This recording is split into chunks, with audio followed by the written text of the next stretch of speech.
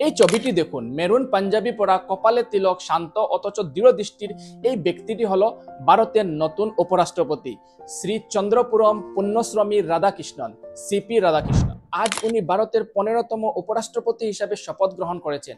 কিন্তু এই শপথের পেছনে আসল গল্পটা কি, উপরাষ্ট্রপতির পদটি ঠিক কতটা শক্তিশালী, আর সবচেয়ে বড় প্রশ্ন, তামিলনাড়ুর এক তৃণমূল স্তরের নেতা কিভাবে দেশের দ্বিতীয় সর্বোচ্চ সাংবিধানিক পদে পৌঁছালেন। চলুন আজ জেনে নেই ভারতের নতুন উপরাষ্ট্রপতির সম্পূর্ণ পরিচয়। ভারতের উপরাষ্ট্রপতি পদটি শুধু আনুষ্ঠানিক নয়, এর দুটি অত্যন্ত গুরুত্বপূর্ণ ভূমিকা রয়েছে। প্রথম এবং প্রধান কাজ হলো, তিনি পদাধিকার বলে রাজ্যসভার চেয়ারম্যান, অর্থাৎ তিনি রাজ্যসভার স্পিকার।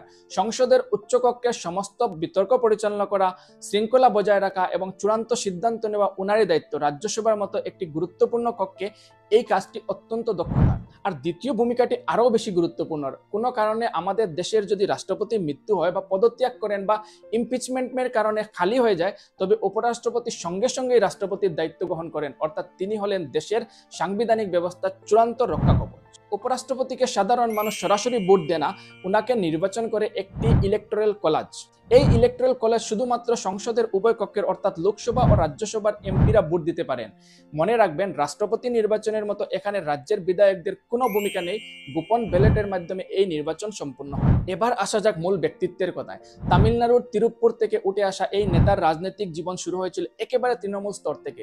উনার সাদামাটা পোশাক এবং ব্যক্তিত্বই উনাকে একজন মাটির কাছাকাছি নেতা হিসেবে পরিচিতি দিয়েছে। তিনি 1998 এবং 1999 সালে পরপর দুবার কোয়েম্বাটুর থেকে লোকসভার সাংসদ নির্বাচিত হন।